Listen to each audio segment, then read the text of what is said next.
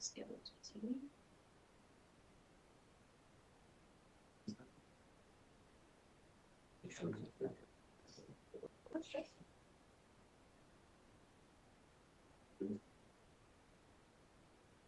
we're live. So we are finishing up CIPs today. We'll have quite a bit to go through, but we'll finish them up today.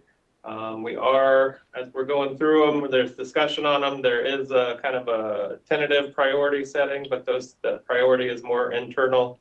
It's not yet an indication of what's going to be recommended or adopted. I think we were partly through Parks and Rec when we stopped last week, so we'll pick up where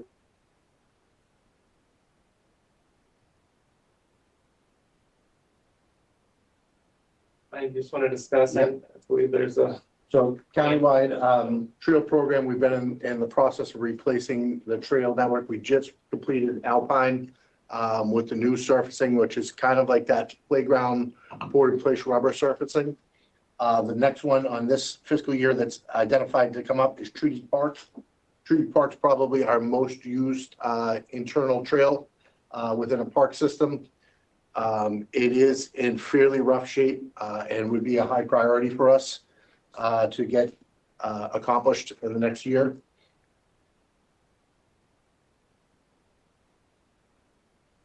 It's listed as red in our previous discussions, only because it was kind of one of those county-wides with the consideration of the funding for the lights. Okay.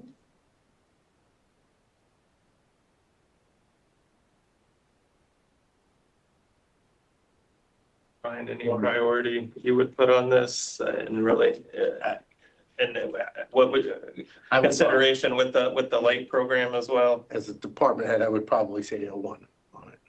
Yeah. I try to be honest with you on them, but Yeah. I think the condition of Treaty Park and the use of Treaty Park trail, it's needed at this point in time. Ryan, how many trails can you get? I know it says countywide for 575. I mean, just That's going to get Treaty Park. That's just Treaty. That's just Treaty Park. Yep. Okay.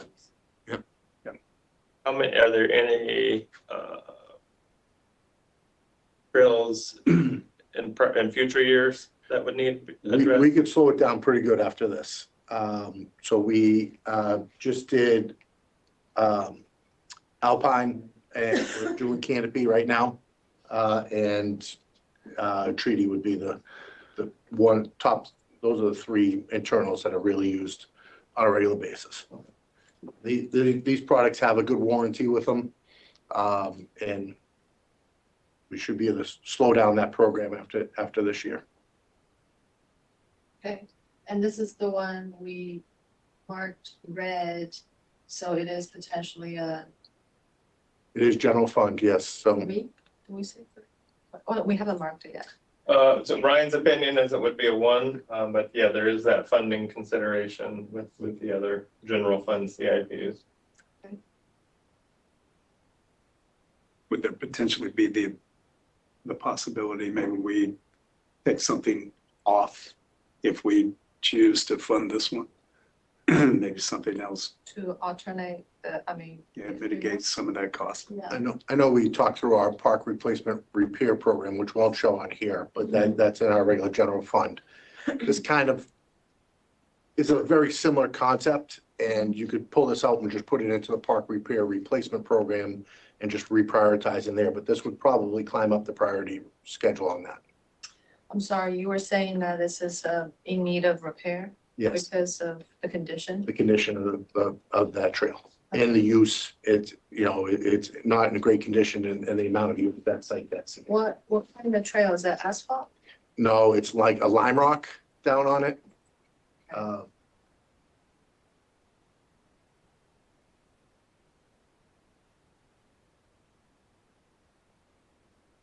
Can that be programmed in your repair and replacement schedule? Yes, Because it seems like a countywide nature trails, almost very similar to maximization if your asset expansion, but in this case, it's more of an asset replace and repair. Correct. So can that be budgeted in the overall repair and replacement and use that funds, and that way you have trade-off Yes. appropriation? So we'll consider this to be one, but one placed in the general fund repair and replacement. Yeah. Countywide safety, ADA accessibility. So we utilize this to just keep the sites up and running with safety concerns that come up throughout the entire year, and or if there's funds available, we put cameras into the parks. We have cameras only in about under 10 of our park sites. And so if we have the funding available at the end, we would utilize it for cameras as well in there. But some of the examples that we've done is Moby Mat at Michael's Beach, the signage at San Pablo Inlet when the board approved to put that signage up for the no wake zone and the reduced speeds through there. And so those are some of the examples that we've done in the past year with that past years.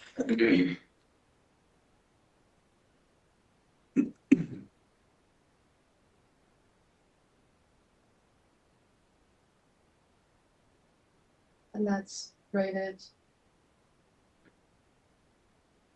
What? Seems like a. I would say one. I have given some Necessity, twos and right? threes Yeah. previously. I just think with 105 park sites and the usage that our facilities have, we just started to go into the placer AI the other day as to how many people are visiting Davis Park in a 6-month period, and the numbers blew us away. I would want to verify them before I come out and say that, but it's for the department to be able to have that ability to react to safety concerns. $250,000 across 100+ park sites really is not overdoing it. It's a pretty fair number to just be able to react to safety issues as they come along during the year. Okay, that makes sense. So the next couple here are their future. There's no current funding program. They're both impact fees, and I believe, Ryan, it would just be when we accumulate funding in those zones, then those would be kind of in contention for that funding. Correct. Durban does already have a design in place. That was kind of on our 5-year plan, but readjusted when we went to the using the impact fees for the 5 park edition, 4.5 park edition. The equestrian has been a request from that community, but that impact fee zone is not bringing in a lot of funds. So that would be a ways out to do some covering of the facilities at the equestrian center, but nothing on the radar for the 5-year plan. Okay. F Street Boardwalk is the next request for this year. I know we had some discussion last week on boardwalks in general and organization. This one is split between tourist development, category 5, and general fund, as we've discussed with Tara Meeks. And we had 3 total boardwalks up on, and I asked the staff to prioritize out of all 3, and they said F Street would be the one that would be the highest priority. Is that gonna be part of the county-wide boardwalk program? Right now, what we do for boardwalk evaluation is combine between facility maintenance and parks and recreation to evaluate them and just identify them. There is not a quantifiable system. We had talked last time about designing a matrix type that would be able to go through and similar to how Greg does with his vehicles to say this boardwalk scored under a 60, so therefore it needs to be replaced. We don't have that in place right now, but between the 2 departments, they identified 3 boardwalks to be replaced, and this was the one that was the highest priority. Okay. Work with facility management, prioritize based on the matrix we talked about. All right, Flagler Estates expansion. This funding is from the Flagler Estates CRA. This is clearing land and stabilizing grass open field at the park facility. Based on the funding dollars, I would leave it up to you guys on the priority level. We've heard the request from the community for the want, to have more open space, to be able to have events, at the site and potentially park cars for events at the sites. But it's not coming out of the general fund. I mean, Yeah. Okay. So, Shirley, right, Shirley and, Tara Meeks came, prioritized to sort of their expense of the CRA funds, so we'll work with them on their list to make sure that Sure. that is in line with their priorities. I heard expansion of park, I also heard road projects, and they have some funds, not unlimited. Golf course restrooms is very similar. It's down the road. It's off our 5-year plan. We would look to utilize the golf course fund for that. But it is. And that's a restroom, not in the clubhouse, just throughout. We have one in the back 9. We do not have one in the front 9. You typically will see a restroom stop halfway point on front 9 and back 9. Okay. I think at some point before we finalize all the budgets, we need to look at the golf course fund just on its own, because there are some position requests in there, some carts replacement. Maybe time to look at 5-year projections since we've done the renovation, what, 3 years ago? 3, 4 years ago? 5 years, 4, yeah. So to see if this self-sustainable, if there's any surplus annually that we can start a program for restroom expansion and carts replacement and things like that. Also heard that the golf carts, 20 of them are consistently down and Yeah. we're duct taping them together. We're working with purchasing on the golf cart contract and trying to get back out for that. Okay. There's been some issues with it, and we're actually losing revenues because of it right now. So they've had to take some tee times off because we don't have enough carts to go around. Do they have very similar, or should we have very similar contract with to sort of the lighting, that they guarantee certain numbers, that it's more of a deliverable of certain number at a given time, or do we just purchase them lease to own? I think a lease agreement like that would be ideal if we can find something that matches along that line. Yeah. But So when we look at a golf course special revenue fund, we should look at options for the golf carts, because that's bread and butter for times that they can sustain without them. And so Wes has been working with Jamie Locklear on that currently.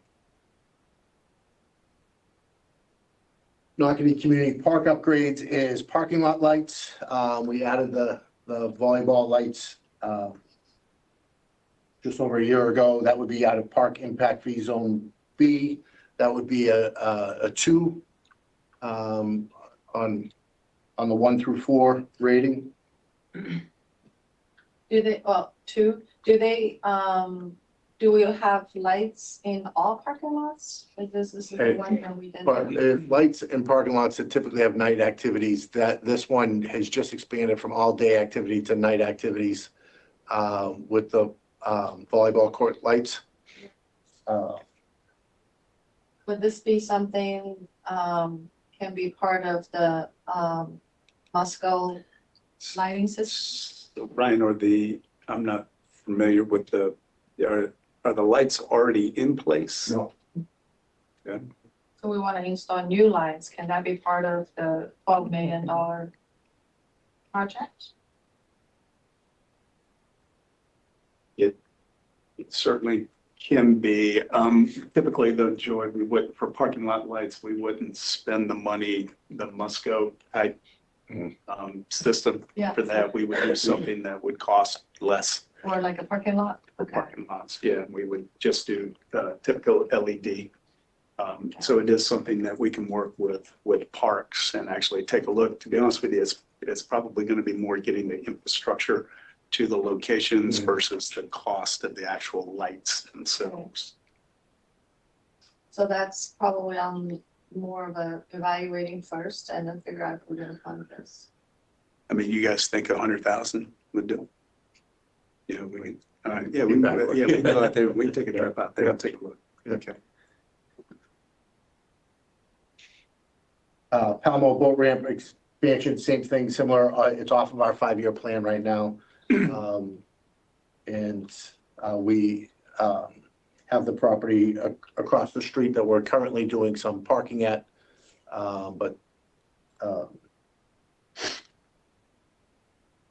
this would be quite a ways off from that. Sorry, that's Riverdale that we have the parking across the street. Palmo is the property that we have that abuts the boat ramp that. Palmo's boat ramp expansion. If you have never been out there, it's gorgeous. There's a beautiful piece of property out on the river.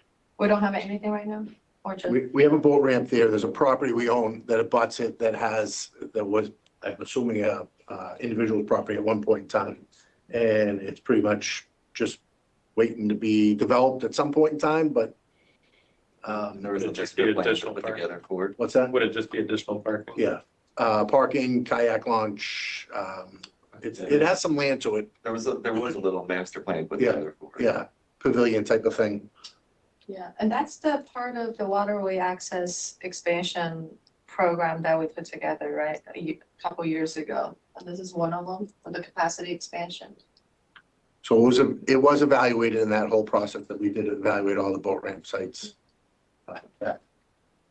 So this is very similar to the Nocatee Community Park upgrade, since we have a #1 priority of completing all the regional parks. One of them is in Nocatee. We definitely prioritize that. And also similar to library, if we're prioritizing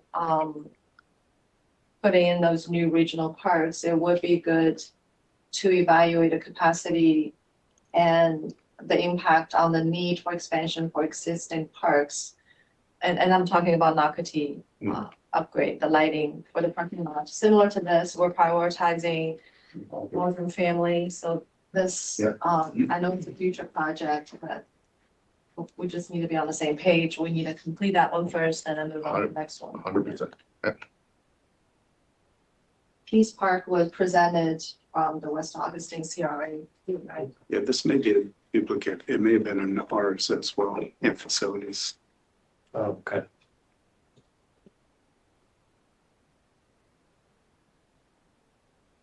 Plantation Park is a phase 2, and again, that was something that was on the radar before the 4 regional parks came in to be funded through the impact fees. That is a restroom and bleachers for the new turf field there. So that is off our 5-year plan at this point in time. So in future year fundings. Does have a design already for that. Rivertown 2 improvements is a concession stand and restrooms at the site. This site has seen some significant upgrades in the last couple of years, including the parking lot expansion and lights to the facility. This would be one that I would identify as potential to utilize for when we're looking at funds for other programming. Like TDC?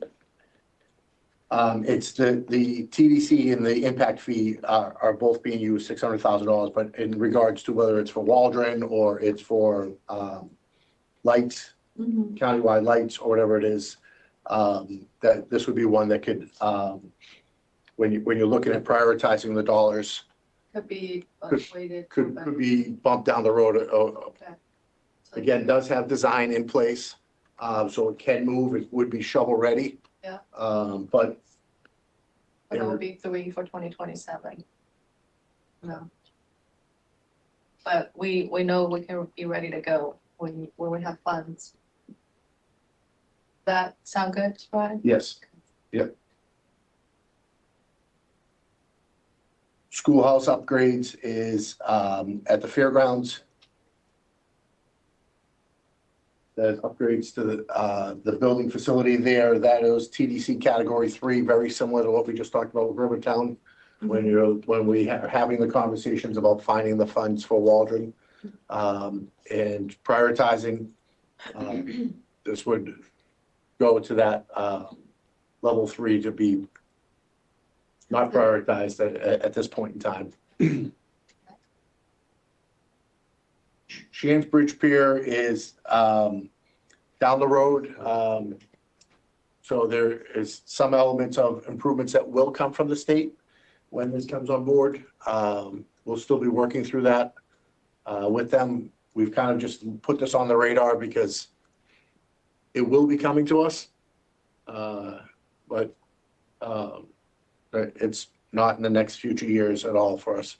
Yeah, and at some point, I certainly don't have a clear understanding of what's the expectation based on our agreement with FDOT. When we do take over the bridge, do we have to provide some sort of recreational facility, or this is just something that we have discretion to do anything with it? Because $2.5 million for a fishing pier. We just need to understand if we have discretion to do what we're not doing. So that would be legal, I guess, at some point. Yeah, we'll follow back up with that. There is some element that they will be providing with some parking and some access to it. I think the team's internal thought was you're replicating the Volano Pier along the river. Okay. This is just a pier, not a launch at all, right? Correct.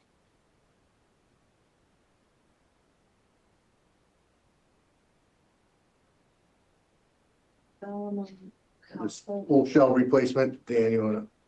Is that a replacement? Well, the park improvements, did you want to talk about that at all, Ryan? That's off in future years. That is similar. That's the same exact thing as Plantation. We did the artificial turf field, and the second part of that design was restrooms and bleachers. I call it stadium-esque. It's not a stadium, but it's using bleachers to create a setup for that. But those are things that were part of our 5-year plan prior to the 4 parks coming online. So they're, again, shovel ready. You know, if we ever find a grant or the dollars are accessible, they would be ready to go. But All of the improvement in Solomon Calhoun should be qualified for CRA funds, right? Right? Yeah, I mean, I think so.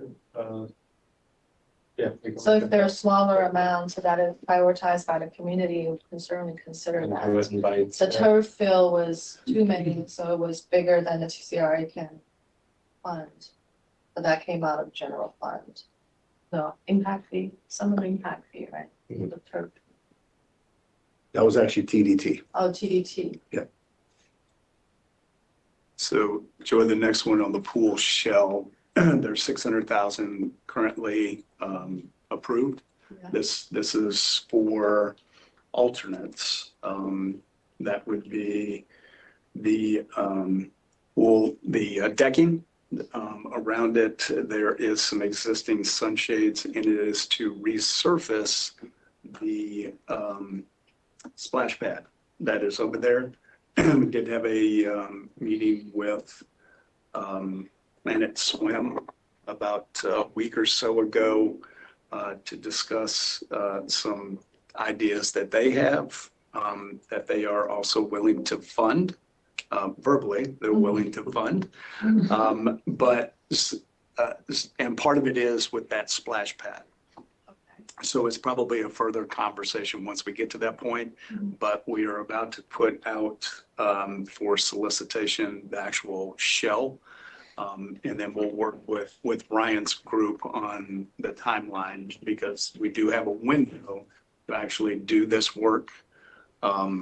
So that's what the additional 200,000 is Okay. for. So that needs to stay because it's part of an overall It project. does, because the 600,000 is somewhat of an estimate that is currently in place. We do think it is based on historical information. We do think it's sufficient to do the shell. This would be to do the ancillary stuff. Is this eligible for CRA as well? We can check them. Yeah. I mean, their funds is fairly healthy.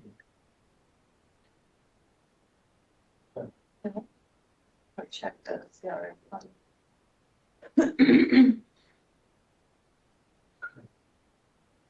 We'll check on the funding, then if Planet Swim has any.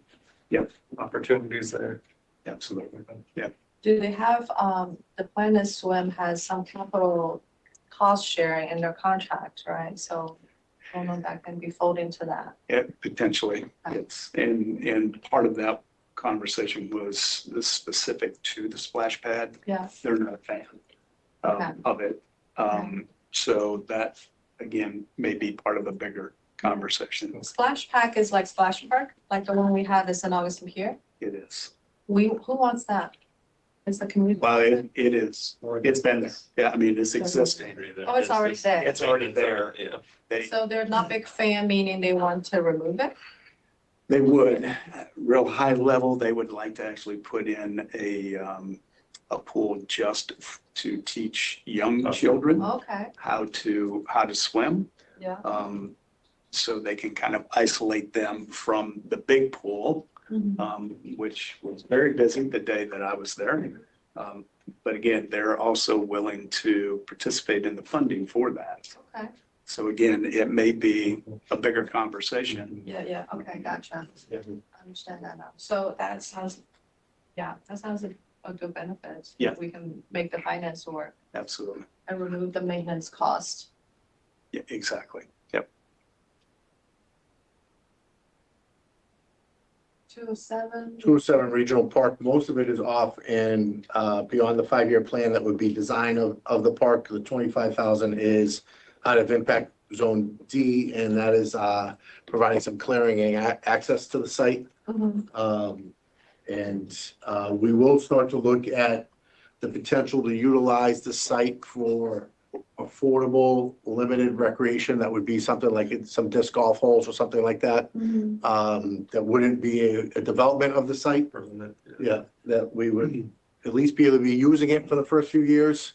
But this would be kind of the start of that, of being able to get in and create that access there. Would it be prudent to capture the total future costs? That thing is probably gonna be at least 20. I think that will give you a better, more accurate picture of all your future unfunded projects, Okay, right? Because Yeah. that is our next regional park, once we're done with the North Fork part of the county. so we'll take the acreage upland and you would quantify it against something that's existing, whether it's Yeah, one of the 4 or it's Mill Yeah. Creek or whatever it is. And just to say, as an example, based on 2026 dollars, developing this amount of acreage. yeah. I feel like that may be in the combination of the Nocatee Ponte Vedra Regional Park and the Silverleaf, because the upland is very high and it's close to 40 acres. Do we know how many are actually buildable up on one for here? I think it's north of So 35. I want to say it was 33 off the top of my head. How much is the Nocatee?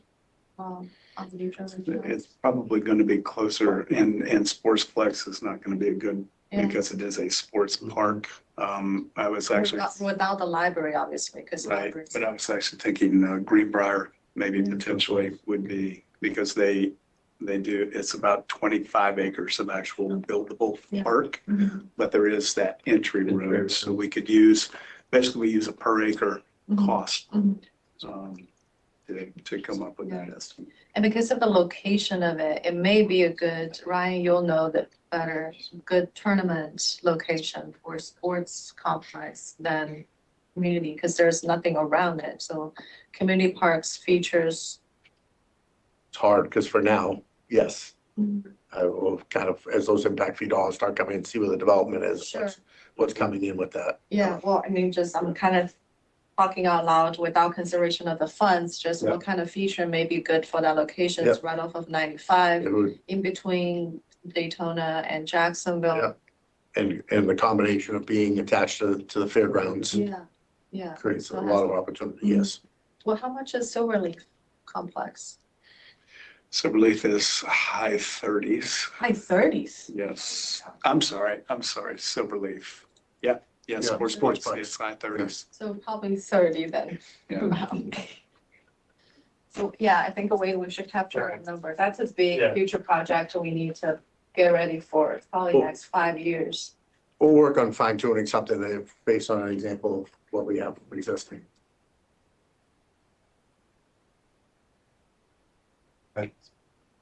So, I've seen Little League upgrades again off the 5-year plan, talking park impact fees and TDT, so prioritizing what's happening with the 4 regional parks in Waldron. This is to upgrade the parking component is a major part of that. They have some grass parking at the site. We did do recent upgrades at Little League. We did all the old ball field lights were upgraded to new ball field lights right when we transitioned to you, Joy. That was your first budget cycle. Mm. So that's far down the road as well. My first budget cycle, Yes, what was that? when you were first as administrator, when you Oh, first came on, okay, right? okay. Yep. I was gonna say, I've been around for a long time. First budget cycle was 2006. No, A little different back then, wasn't Yeah. it? Actually. that was probably the total budget for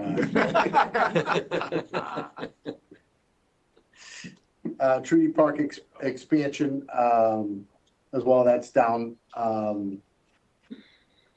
of the, 5-year, plan for that. That is, expanding upon, with the pump track, et cetera there. Trout Creek expansion, again, was originally planned out for Park Impact Fee Zone A. These are all, again, these are all in our 5-year plan prior to talking about paying off the bond services here. Twin Creeks expansion, we are working through with the developer to get to a point to get to completion of building those 4 parks. That will be 4 soccer fields or rectangle fields with lights. That is all the developer is responsible for. So the timing of that has kind of been kicked down the road for at least the past 5 years here, so it's hard to identify when those dollars would be needed. But when that happens, parking and restrooms are not included in that. Want to put them in jail.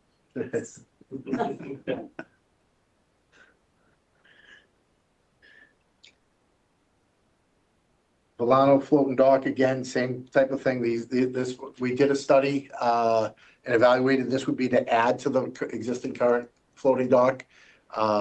It is heavily used, doing something similar. We got options that provided, a U shape, and that also talks through the components of expanding upon commercial use at that site and allowing for focused recreational use at that site.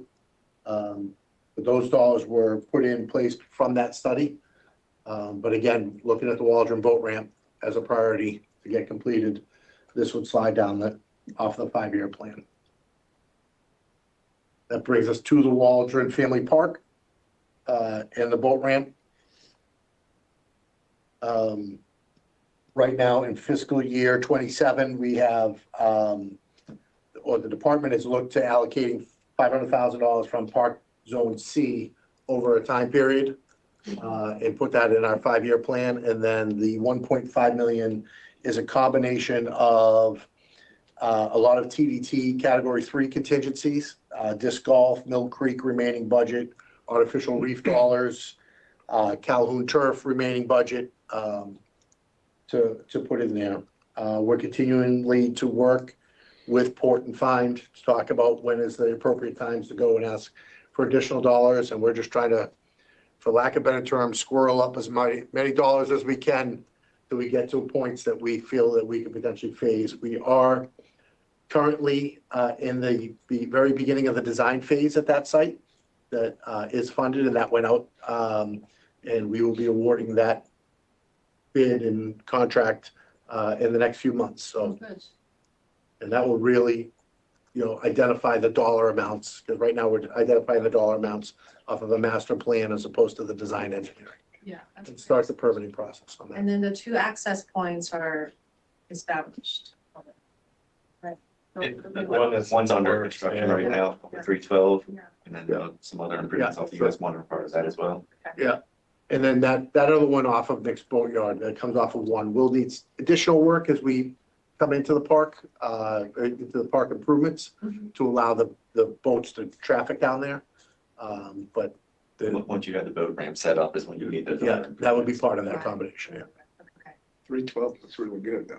There is It looks good. there is a federal appropriation. I don't know if Christine has sent it to y'all. I think it's 2.5 million from Rutherford's earmark, but it's very specific for public safety vessel storage or something like that. So So I know there was a public safety vessel that was brought up earlier. I Yeah. forget whether it was yeah, sheriff or fire rescue. I don't know if that would yeah, quantify in it, when you're looking yeah. across that. I think you'll be looking at setting up a similar thing that we have at Volano with the access.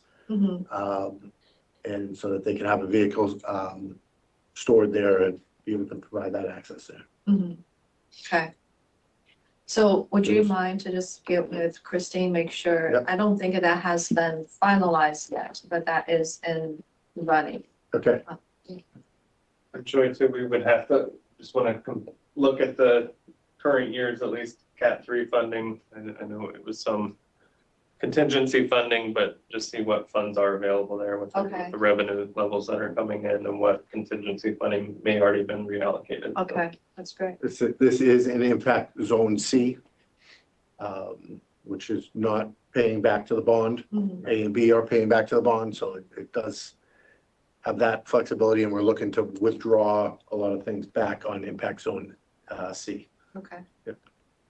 And Ryan, you're just more or less looking to earmark funding towards a future phase. There's no, Yeah, at so- this point in time, we don't know what phasing may look Hopefully, when we like. design and engineer, they'll Yeah. come in and say, the biggest expense is gonna be phase one, which is gonna be building the boat ramp and the access, and that's gonna be a major expense, but if they come in and say, to get to that point for the parking for the boats and the access is X amount of dollars, that will be our first target to try to get there and see if we wanna phase construction that way. Very similar to the fire training facility. Mhm. Hopefully we can lay it out appropriately so we can get some priority projects in that area. Yeah. And then continue to build out Have over like time as phases. funds are available. Yeah, the basic boat ramp first, and then probably have to spend the money on the vessel storage for the public safety, because that's grant funding, and then later down the road. Expand out. Yeah, okay, that makes sense. Speaking of that, this is not on the CIP. I don't want to forget about it, but we had a conversation with Jack's USA, Christine and I. In fact, actually, Anne was the one who brought up, well, actually, Krista was the one who brought up about the barging at the airport authority. I think that there may be some movement with airport authority in terms of the legislative change. But in light of that, we have had a conversation with Jack's USA about potential contractors that can be introduced to the airport authority. The reason I brought up was because one of the industries that is incredibly hot right now is ship making, specifically for military. And so we talked to Jack's USA about our waterway access to intercoastal waterway, but in need of incredible amount of dredging. So that's very expensive.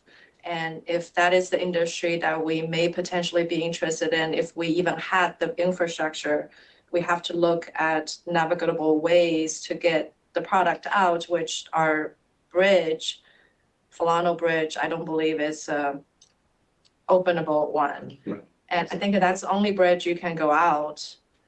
So we can look at something like that. But if that is an interest for St. Johns County, that is probably in the neighborhood of hundreds of millions of dollars.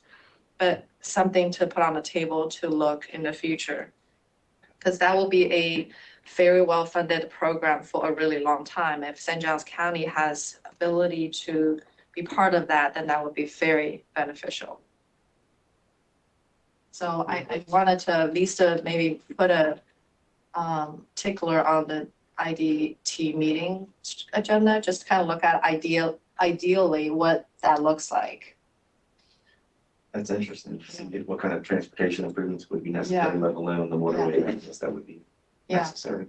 Because that will that would change St. Johns County on the map of, military contracts Mhm. with airports and then the potential, access to the ocean. Okay, so That's pretty cool. it takes a couple $100 million to get there. That's like real money now. Yeah, yeah, Jack's USA said they have 2 current contracts are looking for place to go. I'm like, oh, we Wow, would love that. Yeah. Mhm. that would be awesome. Just trying to think, what would they need acreage wise and stuff like that? Well, the most important thing is they have to be able to get the ship out to the sea. Build it. And then we don't have a way to get there unless we knock the Milano Bridge down. My assumption is that that's fairly new, so I'm wondering. Yeah, I think it has height. Yeah, so the height there wouldn't scare me. from Depends what the ship, ship. depends what ship, To look at the. depends what ships you're building. Yeah. I think we're talking about some ship that we've never seen. Just like in the bar. Yeah. Some major carrier. Mhm. Last one we have with Parks and Rec is World Commerce Center outdoor courts. Jesse loves me moving it right along. What happened? Jesse's mocking me, that's all. It's good. This currently does have some funding. This is an additional request of 500,000 for this You year. like that? That's what you like? that? Oh, sure. Yeah, Is that what is it, pickleball? pickleball. Yeah. Okay. I have a thought about this. So pickleball is very popular and it's becoming a very prevalent entertainment and people are willing to pay because there's not enough facility. I wonder we should establish a special revenue fund just like a golf course and then run it like a business model. Because we're looking at the fee schedule update, we're trying to be closer, we'll never be close enough, but closer to recoup the expense of the utilization to match the expense that we incur. For pickleball, something like that, it's not just children, that you're like all ages, very similar to golf course, people have ability to pay and it's not I would say it's not essential services, but it's definitely enhancement of quality of life. Can we have a pickleball special revenue fund? Then you can look at potentially having bondable revenue to do indoor facility, because those facilities are sought after and people are willing to pay a lot to rent those space. Just a thought. Yeah, we had internal discussions on that when we were originally talking about a facility, Yeah. the Burkhart facility, we were talking about how you would maximize use of that site. So I think the indoor component has the ability to do that. The outdoor component would be a little challenging. Yeah. And there's no doubt it's not going away. There's Yeah. people that try to say pickleball is going away. It is Yeah. And it's given pretty well full established at this point in time and Yeah, and then we- given the utilization of the outdoor based on our Yeah. weather, it may be good to just look at a really large indoor facility to run it Mhm. like a special revenue fund. Mhm. All of that. Yeah. All of it. Yeah, the World Commerce Center, just as an FYI, we kind of called it the recreation desert in the World Golf Village area a while back, and we put in the sports complex with Mill Creek Park. We are But, putting, sorry, I was thinking Hall of Fame, it's not a bad idea, right? We should be looking at it, because it's very high. So, Multiple stories. yeah. is your playing level based on what? floor you're doing? Always is when you go up, we know this. No racket. Seriously though, can we assign somebody to look at? Evaluate the site. Evaluate the site, evaluate the cost, and evaluate the business model. That could potentially be Yeah. something, whatever happens out there, I think a pickleball indoor facility is not gonna be a waste. It will be highly utilized. Yeah. Maybe we can make some money. You have the parking, you can actually have doors, you got I to think, come in for tournaments. yeah. Oh, yeah, with the hotel. Renaissance right there. Make it the pickleball. Hall of Fame. There you go. You got built-in. Great idea. Don't say that. Good. They'll have pickleball convention. Well, we got the cafe, nice coffee shop, juice bar. I would love it. Restaurant, juice bar, right there. Cash in at It's least. right there. It's perfect. We can, But so this would be great. And we'll be looking, we'll be focusing on investment in a pickleball. We can do a very introductory look at the square footage and say how many courts you could potentially get in there and evaluate that. got the IMAX. Yeah. Yeah. IMAX. E-games. While you wait for your turn, you go watch a movie On how to play pickleball. on how to play that. He's more of a racquetball guy.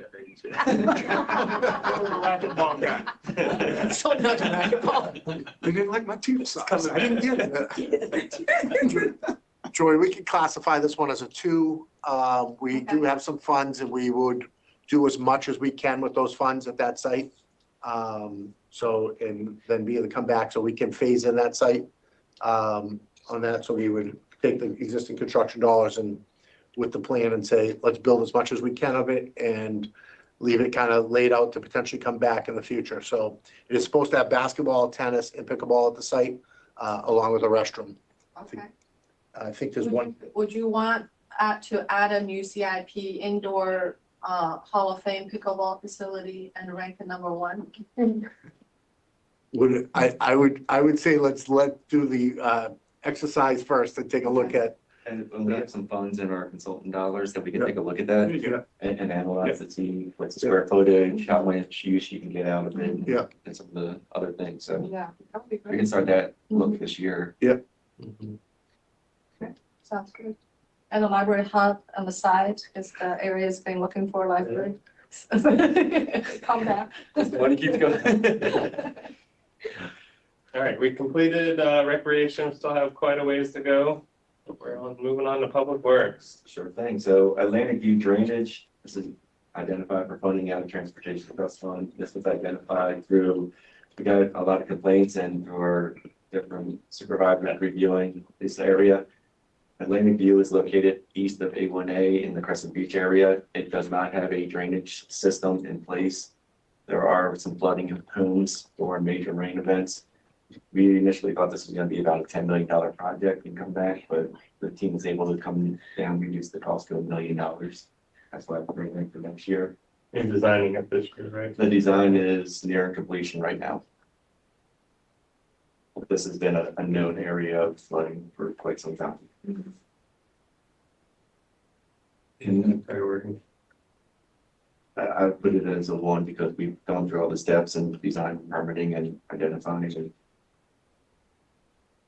Now Boulevard sidewalk, we're in the design component of this sidewalk right now.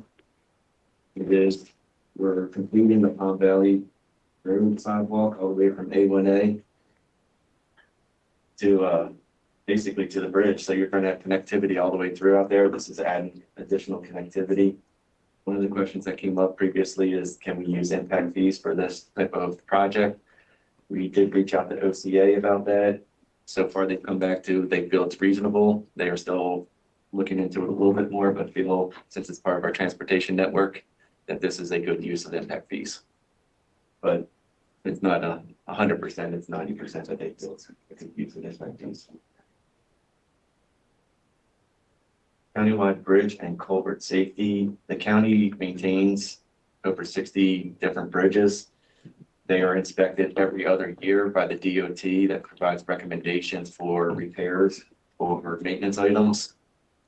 We put $1 million in there annually, but next year we asked for 1.5 because we already had that work program created of all the repairs that we need to do based on those reports that we received from the DOT. We never, this is a type of kind of a new program for us. We've only had it in place for 4 years now. So it doesn't have the countywide, we're still catching up from some of the reports that we didn't have in place or didn't respond to. So we feel like $1 million annually will always keep our bridges in good working condition. And we do have an index, and we're working on a new dashboard for all our bridges that we can share with the public and make sure they're all comfortable with the condition of our bridges and how we're maintaining them. And this is just maintenance, it's not replacement. This is maintenance and $1 million repair. for that, right? Yes. Because bridges, and once we replace them or do some major stuff, we kind of separate them into a standalone CIP. And luckily, we don't have many of them left. For countywide drainage infrastructure, this is another program that's been in place for a long time. And we're looking at our corrugated metal pipes that are located along our streets and our major and minor collectors, evaluating them, looking at their condition, their age, and then taking the appropriate measures. We either slip line them if we can, because that's the lowest cost to keep them moving forward, Yeah. or replace them if we really necessarily have to. But we spend that $3.5 million annually each year for the last 10 years. Because the amount of pipes that we have in the ground that we have to maintain. We review this through our first eyes in the field are our supervisors from Road and Bridge. We also have our pavement management program to try and get out in front of that a couple of years to make sure that all drainage is complete before we repave. And then our third one is we have a model with all the information that we currently have to review that identifies different ages and types of material that we need to review and address. Okay. Are they adequately funded? Are you able to, so 3.5, and then goes to 4? We could spend a lot of money on this annually, but we feel like this keeps us in a good working condition. That's we balance the budget for other Projects, projects. okay. Because I mean, the reason I ask is I know we had talked about stormwater assessment, and those are the additional revenue options Correct. could potentially be available if the funding is becoming an issue. One of the things in St. Johns County, there's a lot of infrastructure that's aging. Of Mhm. course, there's a lot of areas that just doesn't have stormwater systems. So, or they have stormwater systems that are not adequate. They Yeah. were built before permitting. Yeah. So they can't handle the type of events that we have in here anymore. So there's like 3 different buckets. Yeah. This one is purely for replacing. Yeah. Of the existing ones. Okay. When there's new ones like Atlantic Beach that doesn't have anything, Mhm. we have to look at them totally separately. Those are great ones. Those are great MSBU's, to tell you the truth, Yeah, yeah, because they are localized benefits for that community. yeah, We're sharing it across the cost, across the county. yeah, But MSBU's have been used in the past, and Yeah. we talked about them in the Yeah. past, but they're challenging. yeah. I think that, and then Jesse, I think I have some thoughts on that too, but I think once you start to use your stormwater model, identifying new projects, not repair replacement, maybe dedicated staff to use the MSBU as a option, actually preferred option to evaluate the legality, the financial obligation for the residents, establish the benefit for them. That may be kind of the approach we have to move forward with, since the countywide funds, not only for stormwater, because your TTF is for everything. Right. And then impact fee is drying out. And just so you know, we have looked at a stormwater utility rate.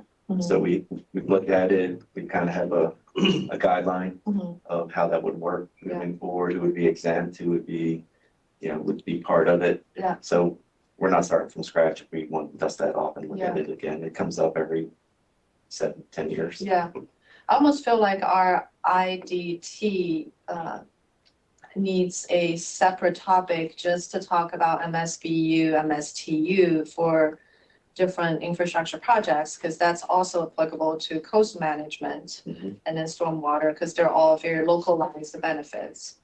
So we may want to at least put that on the table to always think first, is there a way to fund this through MSBU? And that prevents delaying too, because then you have a funding mechanism in place that can be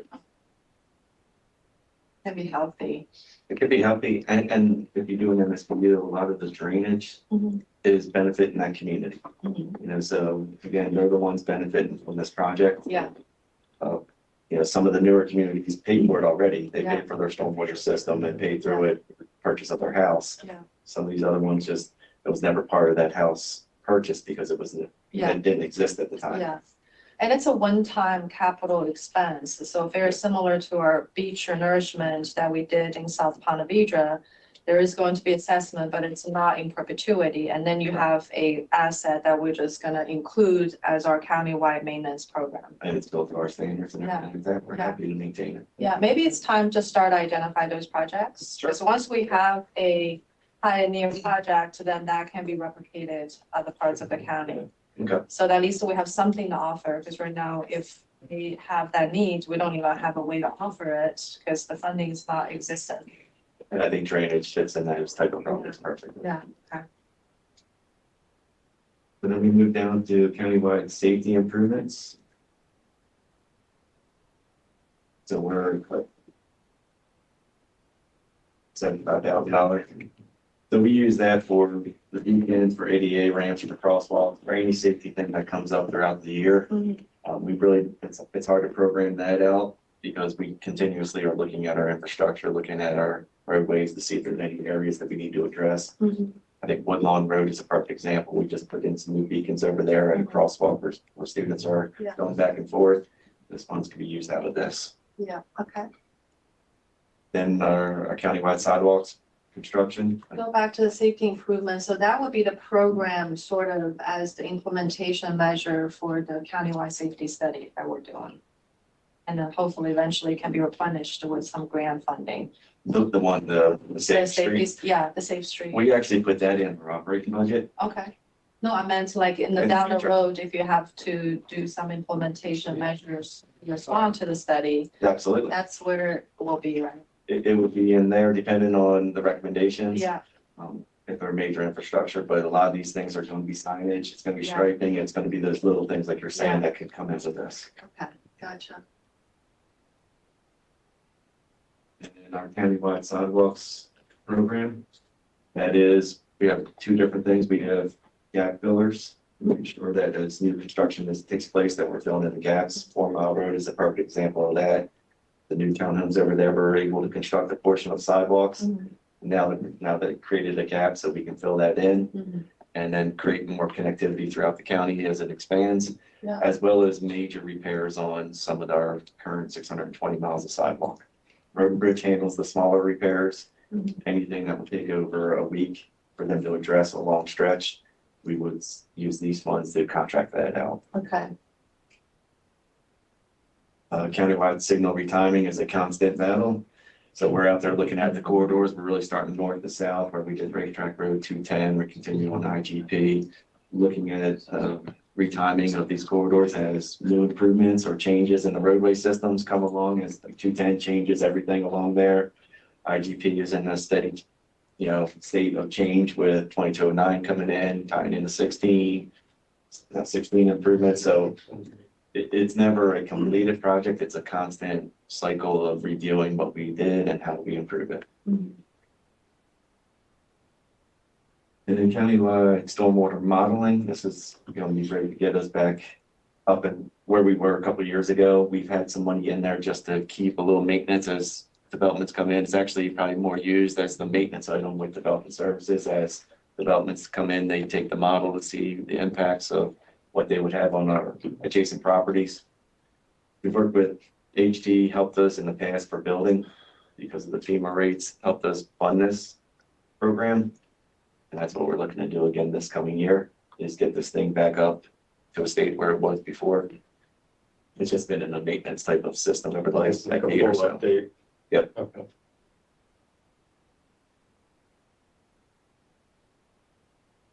So I think I passed over the countywide signalization program. So we put this in a couple of years ago, Joy, because there were signals were popping up of how do we get an ability to make quick responses to issues that arise. Pine Island and US 1's a perfect example. These are used for veterans and Knights Lane. Mhm. Like we can pull those dollars out of here Mhm. to start the design effort of that and then use this as some of the funding to match some of the other funding to complete that project. Okay, Is- not a lot was saying- for, but, it's half of the signal. 500 is, Yeah, it's getting the design and then if we have to program more in there, we have to pull it. But hopefully we're already getting something from somewhere else. sure, And we match the combine that. developers and, yeah. So that would be a perfect way that we can match it on this one. So countywide striping.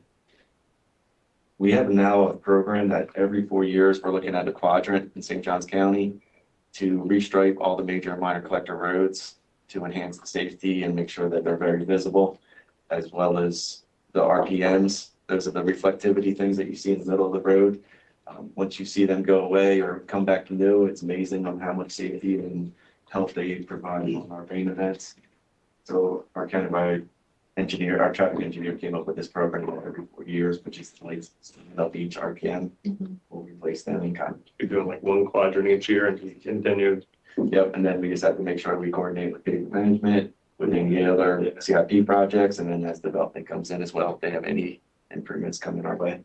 Just to make sure we're not doing something that's gonna be replaced in the near future. DNDLs, this was, if you remember, 10 years ago, Julie, maybe 15, this was a high flyer type of project. We were talking hundreds of millions of dollars. Some of the politics out in Tallahassee have changed where our attention is on this right now, but we always want to keep an eye on it. That's why we keep $75,000 in there, because it's ever moving. There's always a change and we just need to keep up with the current state of it. So that's why we have minimal dollars in there, just to make sure that we're aware of what's coming our way and how do we make sure we're out in front of it for anything we can do. Yeah, okay. Total maximum. Daily loads. Yeah. So it's basically nitrogen and phosphorus and outlanders. And that's getting more and more in the water management district on our existing permits. If there was a stormwater assessment, would this be something that could be funded? I think it would be a great idea to fund it through here. Traffic common, this is $100,000 that we kind of just stock over there. This is when communities come to us, ask us to review their area for traffic calming measures. We will conduct an internal study. If there is a need for traffic calming and it goes through the process and it's all approved by the community, these funds are available to install raised walkways, speed bumps, speed feedback signs, or any other areas that will help reduce traffic it's mostly cut through traffic and little roads. Yeah. The only place that we've really put some of this stuff in, besides over here on Heritage Park, is down off of US 1, County Menendez. People are cutting from US 1 over to Old Moultrie, cutting through an older community, and so we put in speed bumps through there. But most of the time, people, Once they hear speed bumps in front of our house, they want to park. And how people still speed between the speed bumps, but it's a good program. It's a program we have, so we fund it. Yeah. You're always gonna have all these requests, Yep. and they think that's the solution. Right. Just like we're talking about in Delano right now. Mm-hmm. You know, people we're over there currently getting traffic volumes and speed counts to see if there's any traffic calming measures we can do. And then we have countywide under drain infrastructure. This is one of those things that under drain is something that's been installed throughout St. Johns County and starting to rear its head up over the last 5-10 years. It's a way to reduce the groundwater table and construct better or easier, I would say, at a lower cost, but there are improvements or repairs that are required to keep up with it, so it does not impact our roadways. And we put 500,000 in. It used to be $1 million each year. We did reduce this to 500. Gotcha. And then we go into some out year projects, 16A improvements. We had $4 million, but we'll probably move this or request to move this forward because this is a contribution from the developer. Yeah. I think now we're starting to see the First Coast Expressway, some of the other improvements through Silverleaf, and have a better defined area that we can do some improvements out there with this $4 million. So this is something that either through this process or early next year, we'll probably bring it back up and say, hey, we would like to use this on this project that we're reviewing. Do you have any idea what's the project we're maybe looking at? We're right now, is it River Reach Road that comes into 16A? Mhm. And that's through Silverleaf. It's right by Elwood. And Yeah. in some of those areas out there, some expansion of 16A could be Okay. beneficial for that Yeah. area. Yeah, it's one lane. Mm-hmm. So we're looking in that general area right now to use these Right. dollars. Plus, it's pretty much set up for dollars to be used in that general area of Right. 16A. Right. Some people in the past have looked for I hate I say trail, from Silverleaf to or Silver, to the sportsplex. But that would be extremely challenging through a lot of the wetlands that exist out there. But we can look along 16A and see if there's something else we can do. That's questionable in like trail. Yes. Okay. And then our 210 US 1 interchange, we actually have $6 million in the budget right now that we received from the state. Yeah. And we're currently out, or asking the board to allow us to go back out for the railroad, safe railroad Mhm. grant.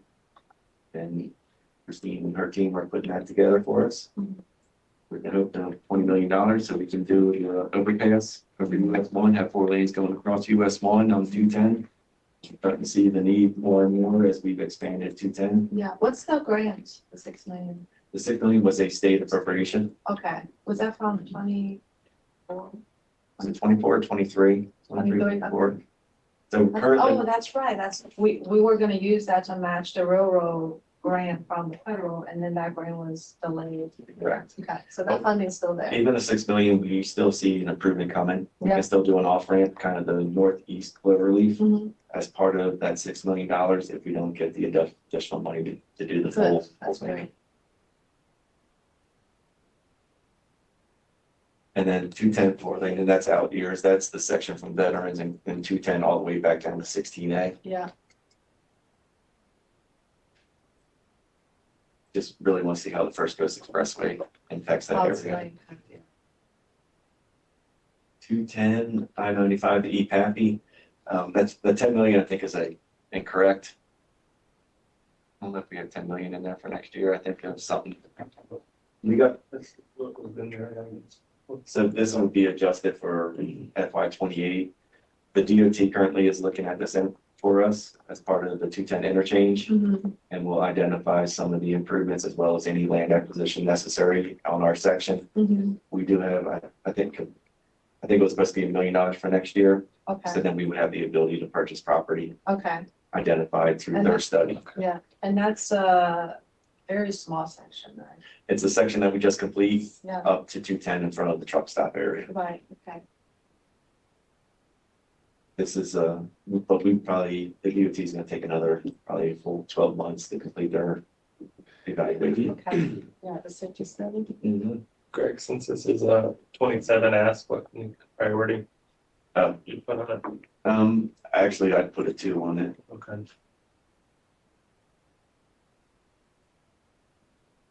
If you have any money, if there's a purpose, I'll ask for, the things, money, but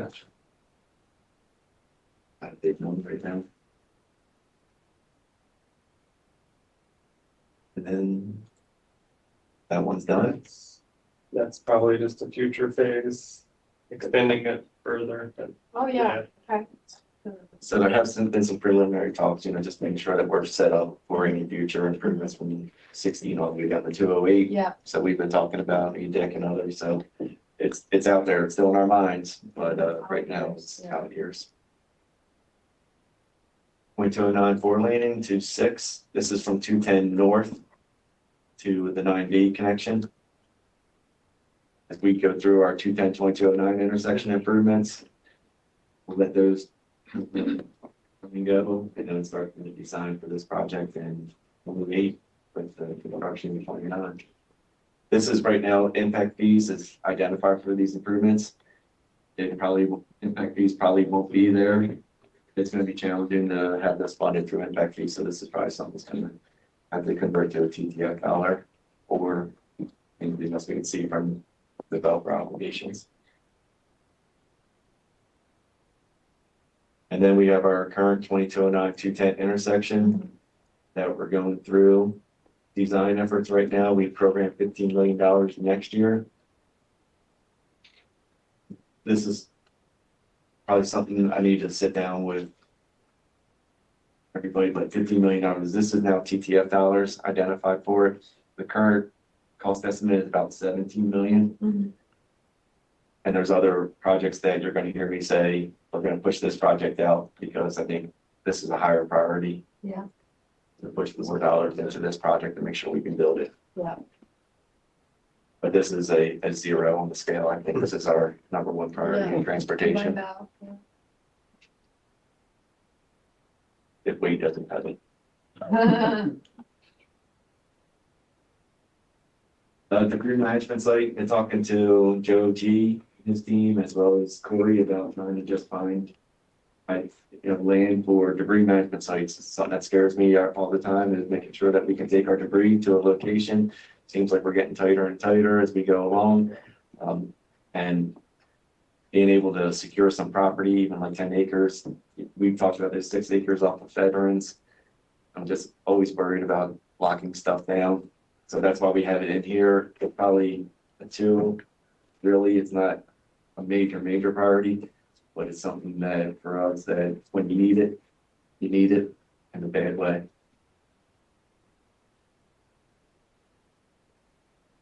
Oh, I'm sorry. I put it 2 on I'm it. sorry.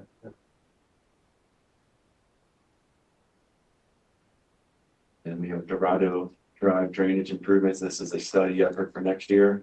This is exactly what you're talking about, Julie, looking at the MSBU's for a drainage area. Even at $28, this is something I would probably really try to work with Matthew and see if there's any kind of resiliency or any other kind of grant dollars available to help support a project like this. I think all of our drainage projects have been delivered to Matthew to at least take a look at and get back to us to see if there's any possibility. Okay. Any priority on this thing? I really have to put it as a 3. Fish on. When we have, plans for whoever the firm is to evaluate the project feasibility, Mhm. do they also evaluate financing options? Or do they have ability to do that, you think?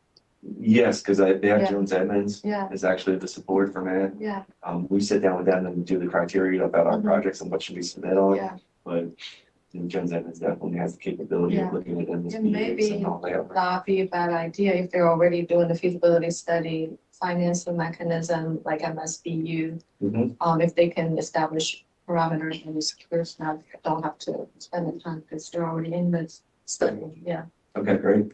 And they can make that recommendation too if they think that it's a pretty isolated benefit. Perfect. So Fish Island outfall, this is a phase 2 project of Surfwood that we did over in the beach. Right now, the Surfwood project is functioning very well. This one seems to be extremely challenging with land acquisition. So this is the $2 million that we would recommend that through this process that we would divert over back to 2209 and 210 for next year and move this project out a couple of years as we go through the permitting process, Okay. as well as continue to look to see if there's any resiliency dollars for it as part of the process. Mhm. So this would be clear. This would be a 3 or 4, yeah. Is that our first 4? For you, yeah. So 4 Mile Road sidewalk, yeah, that's out here. That's That's probably a out here. duplicate, I think. Yeah. We could probably. Greenbrier, widening, that's already, It's already, this $4 million is just JEA dollars, okay. but we did fund it 15 million through TTF because of the impact fee dollars going away. JEA has a 4 million contribution, So we have an agreement with JEA, okay. so we fall under the same contract, but we actually pay it and they reimburse us for all the improvements out there. And it keeps the project moving a little bit more smoothly. And they provide us this $1 million. This is direct payment. Yeah, so their funding will flow through us since we pay and reimburse. We've seen in the past where they kind of delay projects, so this moves to them. And their team really wanted it to go through us because then they can just pay and it's a lot easier for them. So on the budgeting maintenance, this is ongoing maintenance. We're looking at $2 million annually right now to see if we're hoping to get grant funding for the maintenance of the Lana. Mhm.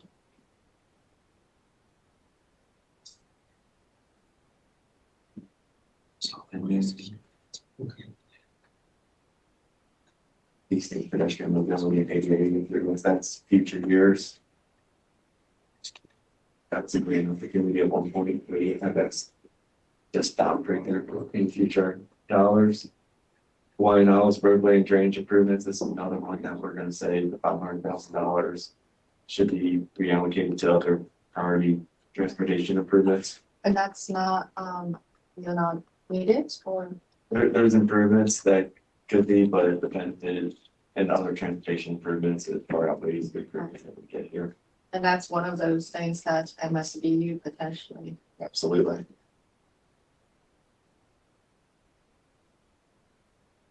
And then Holmes Boulevard improvements, this is a kind of a planning stage right now, because we understand the DOT probably will never build from 312 up to State Road 16.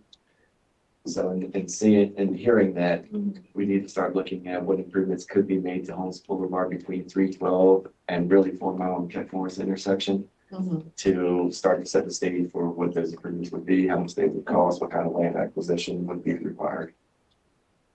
Because we need to come up with an alternate means then to add some lanes in that segment. The initial funding then, design and land acquisition? Or The initial one is really going to be kind of a preliminary design and engineering study, the feasibility study. This would be a one for us. And with the intent that we're setting up with the DOT to get a lot of the money from the DOT where they can offset their costs for the 312, hopefully add that into county improvements, because it's a lot cheaper to come up Holmes Boulevard than to go over 312, which 312 is basically a bridge from one point all the way to the tie-in. So that is the goal in that project. And then road improvements is a future project. Kings Estate corridor, this is where currently acquiring property on this daily, it seems like Courtney and his team are doing. Phase 1 is up starting construction right now. It's currently under construction with the hope that the $10 million provides phase 2 construction as well as continued land acquisition. We have a total of 5 phases of Kings Estate. It's moving from west to east. And this would just be phase 2? This would be phase 2 land acquisition with the hope that phase 2 and 3 could come from $3. Okay. Road's a future one. Little Masters is another one that is the curb and gutter in this location is just absolutely destroyed. This is a replacement of it. It's more aesthetics, to tell you the truth. This is another one that we would put down as a 3 and say, you know, there might be other priority needs over aesthetics. But so this is another one that we would identify as a possible relocation to Right. another transportation improvement. For this one in particular, is it at all related to, you know, obviously that area has a lot of tear down and rebuild of homes. Is that at all related to that, or is it just the age? I think it's just the age of it, to tell you the truth. I wish it was something like that and you could put back on somebody else. Yeah. But we'll take a look at that. But I think it's pretty beat up up there. Longleaf Pines Parkway, this is another signal that's just a new one that's warranted. The building design and construction in 28.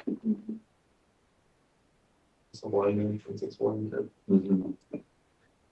Miranda Road Bridge, this is another one that 400,000 to look at some major improvements up there, but we're actually going to talk about, can we just decommission this one, make it a pedestrian only to try and reduce the cost?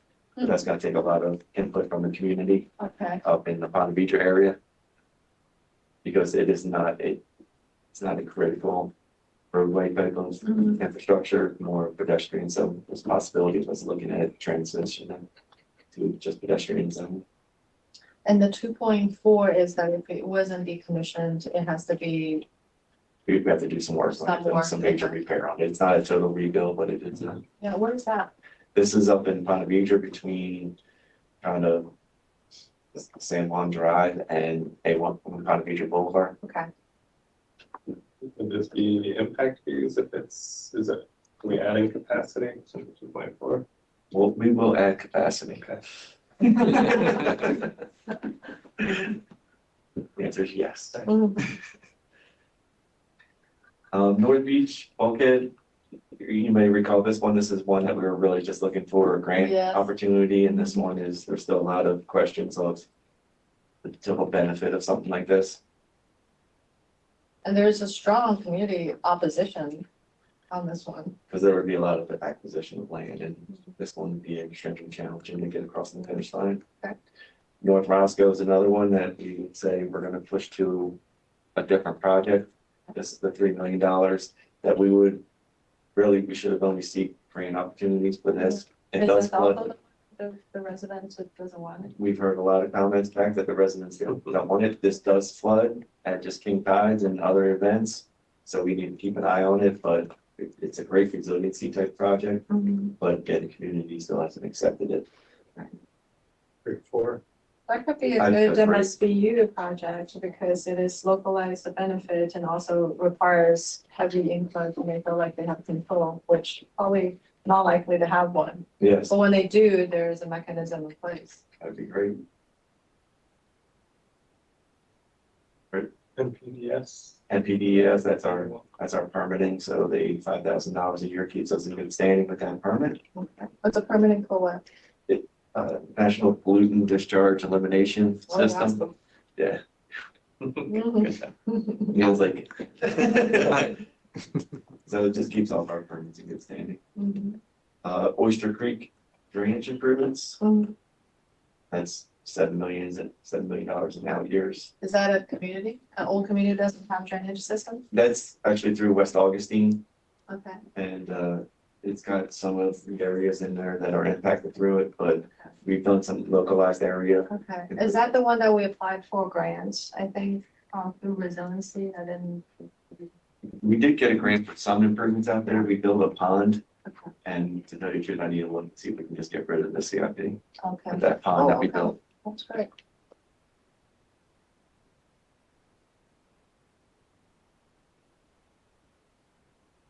And then Passetti Road and 208, this is south of the Piccolata School. That intersection is just picking up in traffic, and the signal warrant study shows that there is a need for a signal out there. Okay. So that's what this is for. The sun's warrant for it. Palm Valley Multi-Use Path, this is one that we've advocated for in the past, just trying to get dollars in from the state and other areas. This is what it would cost. Yeah, Probably going through that quad off of Palm Valley Road, yeah, that was when Rep Stevenson was 100%, yes. studying that. Great project that they can come through. Yeah,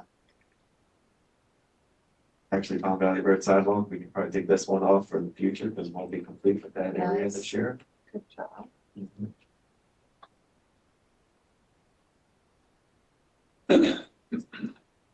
The 4 laning of Palm Valley Road from Michler Roundabout to the Michler and A18 intersection is a great project. Would benefit the area. Don't know if we'll ever get support or Mhm. the necessary right of way to acquire and build this project, so I would never get rid of it because it would help the community, help the area, Mhm. but it is in future years. Yeah. And the same with the Roscoe to Michler, there's a bunch of complicated projects in there that we even had on the sales tax back in the day to see if we can get some of those major improvements done. What about the Palm Valley roundabout off of, That's in here, okay, we'll cover that, that's actually funded this year yeah, at Yeah. $3.2 million. Our right. expectation is to have it bid out in probably the next 3 or 4 months. Oh, nice. So pavement management, we have $13 million a year. We've kind of stayed steady on that one. We are going to keep keeping an eye on the cost of asphalt to see what it does to the project and how much it impacts us. Mhm. Right now, we have a contract, so they can't deviate too much, but $13 million, we feel it's keeping our pavement condition index at a very good standard in St. Johns County. Who's the contractor? We have multiple Okay. contract, depends on if we use different types of treatment. APS is one of our big ones, APS. Yes, okay. And then on future A1A, that's future years. Our heavy equipment is, we program it out over a 5-year work program to make sure that we're keeping up with good equipment working through it and we don't crush our budget one given year. But this keeps everything in good standing. Mhm. Our Public Works warehouse, we have $500,000 in there. We're looking at creating a warehouse at Public Works, similar to what utilities has, to try and centralize everything in all of our components. Like kind of an central receiving office for Public Works, especially with our new system in place that little checks and balances of things coming in, things going out, but also we're going to that point where having that system like utilities has seems to work extremely well. Mhm. And it just gives more accountability as things are coming through, and that's what we're looking for. Kind of priority on that. I'll give it a 2, but Bridge Track and US 1 is probably another one that we can do away with. The DOT's looking at that one right now. And the DOT's looking at anywhere from a $30 million to $100 million project, depending on what they can get away with the FEC railroad. Mhm. It's a big project. Oh my gosh, you need it. Yes, they have some gym night ideas. So Yeah. if you ever want to see them, it's that one's. those It's a good one. It seems like it seems like they get a little bit more innovative. Mhm. Roadway lighting, this is another area that we're trying to centralize roadway lighting where would show safety improvement. This probably could fall under safety, but we only targeted as a 1-year type of project. It's not a full program because I think we have 3 different roundabouts that we want to install lighting at. We just did the one in Volusia over in West Augustine. Okay. If you've driven through there, you see a lot of cars going straight through it. Yeah. With the intended lighting will reduce that. So there's sort of street lightings, not signals. These are street lights Okay. at very centralized locations. I see.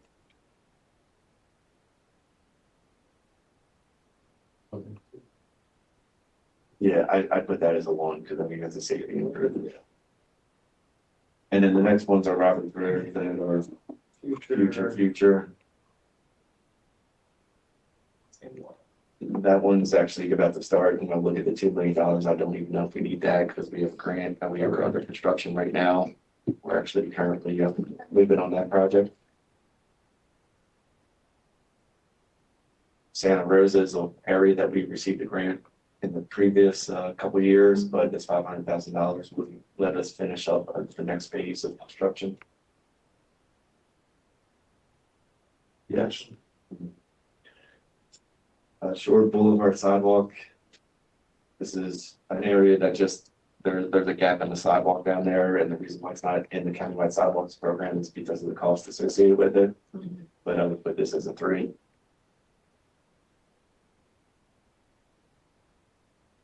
St. John's Parkway, we're looking to add these dollars into our 2209 and 210 projects. It's so close. So I put this as a 3. And then we can kind of go through the West King Street. There's always Watson Road turn lane.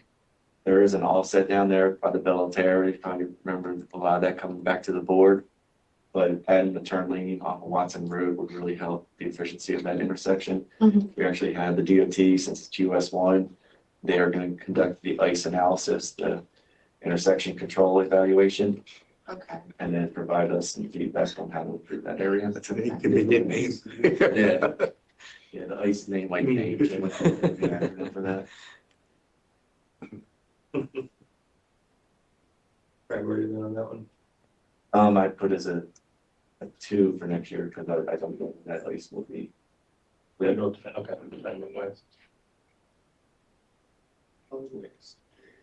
So I'm gonna look at solid waste and so the Stratton facilities improvements, and we also have Tillman Ridge and scale house improvements. The actual, we would like to flip those $1 million from the Tillman project that's located at pound 431. So you 432 you prioritize Stratton. over. Stratton is definitely our highest volume transfer station. And Tillman is working fine for the time period. We can defer some of those improvements. But so we can just flip those $1 million, and then the cap repair is another one that we feel like we can reduce that from $1.8 million. I think the recommendation might be to 0 for next year because we have some dollars this fiscal year to complete those repairs. If we have anything we can save this year, we can start paying back the general fund a little bit more and have a little bit more in our savings to be able to start paying that back since we borrowed over 10 million over the last couple of years. Yeah. So our goal is to try and pay that back as quickly as we can. So if we can go another 1.8, we actually in our budget, in our model, we're looking at $1 million a year payback, I think, over the next, like, 28 years, you have been paying it back, With interest and fees. And, you know. But we have a program to pay it back, but our goal is to try and pay it back as quickly as we can. With the bill and be on that, reduce our fees. I think that's good for us. All right, thank you. So we scheduled it for 30, Yeah, but I think we're good until 11. But we'll keep going. okay, can we do 27 We minutes? got a nail. Yeah. I think the best utilities or Fastest guy in the West. No, I think so. 16 minutes, so I have to give 10 minutes to Brad, actually. Only Brad. That's You fair. got this. That's fair. You got this. 3 minutes, 5 minutes, right, real quick. Oh, my pressure's on now. 11 minutes.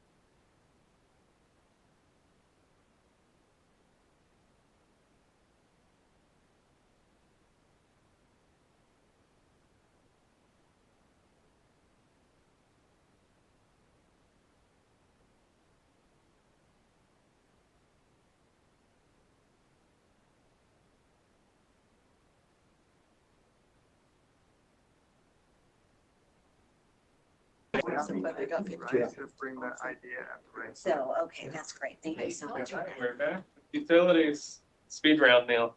All right, very good. So the first one there is the AI Anastasia Island wastewater treatment facility. Through the Senate Bill 64, this is something we have to do and comply by 2032. That's the biggest amount you see, which is the $46 million. So that's a requirement. The other monies you see through the enterprise fund that carries over is it goes up on inflationary dollars, so 116, 119, and so forth. Is our asset management program. We have monies through our operational budgets through the CIP, because they're CIP projects to manage any maintenance that comes to our asset management program, but they're capital dollars. The 214 water treatment plant is also on. That's the first project, is the $6 million. We call it the reliability project. We only have 2 reverse osmosis skids now. It was put a long time back. Each skid produces about 2 million gallons for 4, but they're kind of redundant. They're no longer anymore. So the second skid is on half the time, doesn't provide us redundancy anymore half the year, especially in the summer months. So we're definitely putting another one there, which is $6 million. So that's an additional skid. Now, good news is when we built it, we had room for it. So that's why it's a minimal project. Otherwise, that would have been a $36 million project. The well field is what supports the water plant. This is where we draw water from the Florida. So the enterprise version of what you see there, the 236 and so forth, we have a acidification program where we go to these wells and acidify them to take the calcium out of the wells that are built. And it's a great program that manages and maintains the life of those wells and allows better efficiency. The $2.8 million you see is for one well in that well field. That's absolutely a needed one. One of the things you will see throughout this program today, including 214 Northwest and other well fields, anywhere we have a well field, we're going to either put more wells for redundancy. The district came to us about 1.5 years, 2 years back and said that the draw on these aquifers has been slightly minimized. That allows us to pump less from each well and provide more wells. So it's more of a redundant kind of a planned program to protect the essence of our aquifer. That way it doesn't go backwards. The engineering studies is a program that we have. I've always called the last 2 years as the engineering studies year of the era kind of deal. We've had many of these studies in the last 2 years. That's why you see a heightened number of 900,000. But that will support our consumptive use permit that we really wanted to need. It provides master plans for various communities, North Beach, Hastings, Ponte Vedra, so forth, that will be also covered. And it also provides us modeling efforts. And like, for example, we introduced the fire services hydrant program. We're going to be adding a lot of modeling towards that program. So it supports that throughout the year. That kind of entails the 900. Historically, we've had challenges to completing all the money there, but I think we have been really good last year in completely enterprising and encumbering all of those funds. We anticipate every fund to be encumbered last year, from last year. And that carries through. This is a category that we need really well. This is where most of our studies go. For example, biosolids comes in. We had a study. It's like some of Greg's programs. You need that money when you don't know when you need it. So we kind of manage it year by year, but we anticipate that amount needed throughout those 5 years. Force mains. These are sewer force mains. These are mains that pump our sewage throughout the county. The big one you see there is a 214 project that we are needing really bad, that converts some of our water mains. We have an old water main there on 214 that we're planning to convert to a sewer force main. So that kind of compensates that project. Other than that, it's an ongoing project throughout our utility service area for I can go through the details for each one of them, but it kind of covers most of it. Trying to get my eyes. GIS, I can rebound to Gordon, but we provide a lot of studies there. A lot of that money goes into dashboards and providing technology into our systems, and also provide some enterprise fund dollars for supporting our licensees and so forth. That's an ongoing thing that we have been kind of consistent, utilizing by 400 and 500 each year in our GIS. And I know I'm not trying to give you numbers here on 1, 2, 3s. Most of these are essential services that are all having a funding source. Now, I want to stop there for a minute to say that there's 3 of them. One is our reserves, which is our retail dollars that we get from usually about 20, 30 million. We have unit connection fees, and then we have time to time bond dollars. And a lot of these projects are bringing in about $300 million bond that the board recently approved in the next 2 years. So 27, 28, and 29 is going to see that. I just want to make that statement before somewhere in the middle here. Hastings, so this is our I&I program. It's a very important sort of an R&R program. Infiltration is a process where we have water underneath the groundwater that infiltrates into our gravity system. And inflow is something that comes from the top when communities get flooded, that water goes in the sewer system, and we don't want that to occur. So we have a program that manages making sure, these are the smoke tests that you may have heard. So we manage this program to avoid infiltration and inflow to maximize the efficiency of our systems. Otherwise, they will get inundated with rainwater or groundwater and take away a lot of our capacity. So that's a program. I seriously feel that that's not enough money, Joy, but that's one area we try to dial down compared to the other areas that we need money. And this is some statement I've made in our budget about we typically try to use 10% of our R&R dollars. We're about 6%. We're slowly ramping up to 8%, but those are the dial tones we dial down to manage the needs of our program as year by year. So that's a constant 1 to 2 million-ish a need in that program. Inlet Beach, it's a water plant in Ponte Vedra. The dollars you see on the first sheet, the 65, 67 are the asset management dollars that are identified each year to manage the assets. The $4 million is a booster tank. We feel we need that. The booster tanks are typically to store water and provide it when it's really needed, especially fire flows. It also helps increase the level of our service to our customers. So booster tanks provide a really benefit to the community, and we've identified it through our engineering study that we need one there. Inlet Beach lift stations, that is again an area, that's why we have a separate category called lift stations. All those dollars are backing in on our R&R dollars. We have about more than 500 lift stations throughout the county.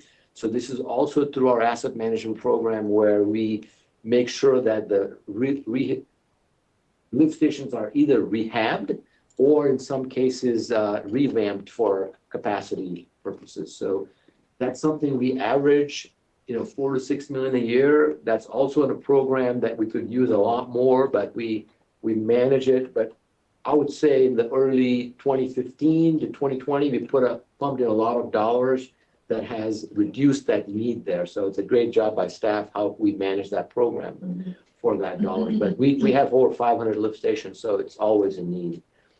Marsh Landing water plant, we don't have any particular need there other than the asset management part of it that's always needed year to year. And that's one thing I want to mention about our asset management. It's similar to what Greg does in Public Works. That's a great way to manage our assets. That way you don't have a high year one year. It's a very rudimentary pause on what we feel and kind of manages dollars throughout the 5-year program for us. The wastewater plant, that is a part of our Senate Bill 64 dollars again. The big $16 million you see, there is a wastewater facility there that has to be brought back to SB 64 standards. So that is a part of our, I believe, I'm not sure that's a bond project, but it says that it's debt proceeds. So it will be our possibly 2028 bond for that. That was approved by the board. Meter change out, I think we mentioned this in our budget hearings. There's two parts of it. We replace about 1.5 million a year in our meters throughout the county. So meters usually last 10 to 15 years for us. If you put them beyond those 15 years, they don't read well, and that's a big loss of revenue for us. You start getting them below that 90%. And so it's a great ROI, return on investments for us. The remainder part of that 2.6 million from the 1.5 is the towers that we had established for our AMR, which is the automated reading system. All of our meters are automated. They get signals from these towers, and so they're aged and they need to be replaced. So that covers those two. North Beach Utilities, that is, let's see, what's in North Beach Utilities. I'll have to look to see what exactly those projects are. That's, so those are, we have a concentrate main. We're trying to take out the concentrate from our perk ponds and diverting it to the intercoastal. That's a specific project. That's 1.9 to $2.5 million, including the design and construction of it. Another one is the aerator, aeration rotor, which is a part of our wastewater facility. That's also getting upgraded within that project. And the last one is the water treatment plant. We've kept about $2 million for the water treatment plant for that. So that's the total of 8.4. Northwest Wellfield, this is the Wellfield near Silverleaf, covers most of our Northwest growing community. The $10 million worth of proceeds you see is for the two wells, I believe, wells 2 and 3, no, sorry, 11 and 12. Let's see, those are coming from the debt proceeds. And the 6 million is also for additional wells. I think we're adding about 4 wells to that system. And the ongoing dollars you see for the 107, 111 are for our asset management program. We're utilizing our impact fee dollars there, including our debt proceeds that we presented to the board on that. Let's see, Northwest Wastewater Facility. This is our biggest project. The biggest amount you see, the 83 million, is an expansion. And I think Joy made a statement. We're watching our capacities very well, not just randomly expanding our facilities. It's something we'll work with budget over a long time, and we're trying to put what we can. It's very challenging to not double wastewater facilities. This is a 3.7 million gallons per day facility in our Northwest. The ideal thing would be a 7.5, but we're trying to see if we can put around a 6 million. Otherwise, this would be a $130, $140 million facility. So the majority of the dollars there you're seeing are for that. Other than that, the 107 you see is for the asset management part of the program. Northwest Water Plant, this is let's see, this is going to be our existing water plant. Actually, let me take that back. This is a new water plant called Trout Creek Facility. We're putting that, it's a 5 MGD facility. That's the $43 million you see for that, including the one well at the water plant. That is a new plant that's going to be sort of a replica of our Northwest facility. And this is one of our very priority-driven projects. It's needed to be online by mid of 2029. Latest by 2030 to make sure that we maintain levels of service. So that is a project that we just put an RFQ for. So we're hoping to nail that before October 1 and start that project. Mm-hmm. The Plantation Water Plant is in Ponte Vedra. It is part of our asset management dollars that we've made, as I explained earlier. Same thing with the Playas Wastewater Facility. It's also the major wastewater facility in Ponte Vedra that we recently put in about 5-6 years back. Reuse force mains. These are mains that provide reclaimed water. The biggest project here, I have to look at the details because it is combined.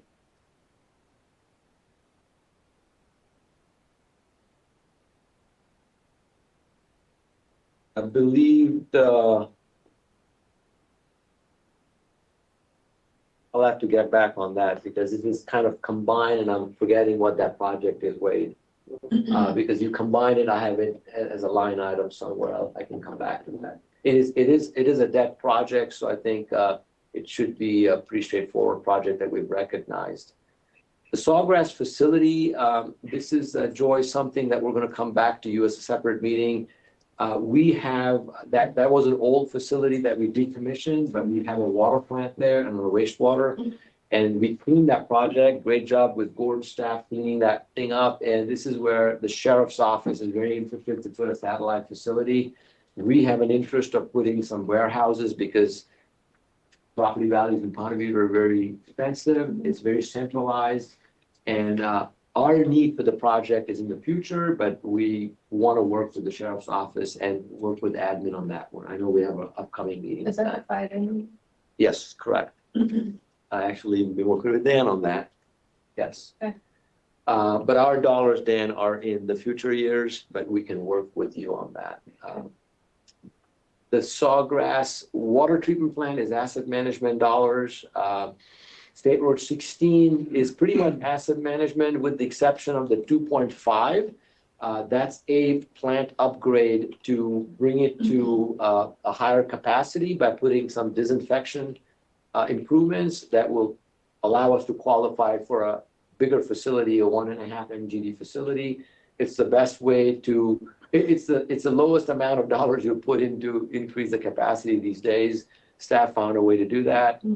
So that will be a huge upgrade for us at that facility. Other than that, those are asset management dollars. And the 640 you see is the design for the construction of the 2.5 million. So 29 is design, 30 is construction.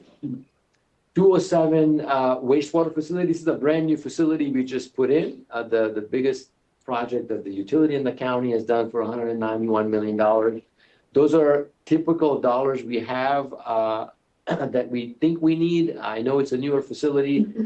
I would not normally say this, but this is one project that I could say we may not need because it's a brand new facility.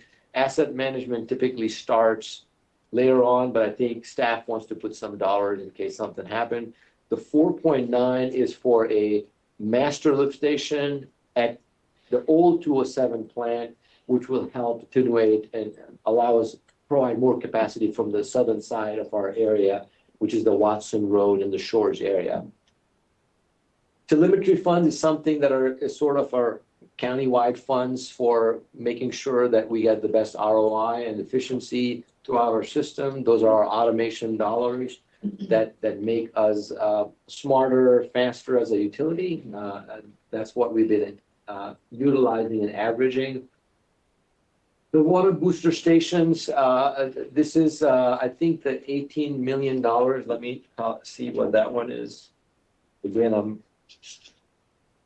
you have so many projects. So that is the $18 million